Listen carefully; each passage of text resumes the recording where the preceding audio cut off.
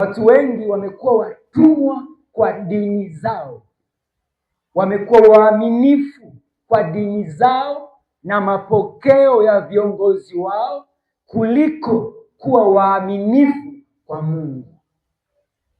Leo dini inaweza kutumiwa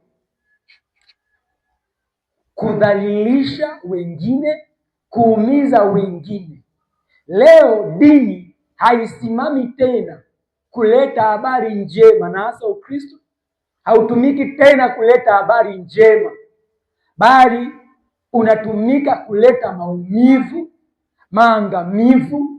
Na ndio maana leo Wakristo wengi ni maskini kwa sababu ya udini ambao umejengwa ndani ya watu.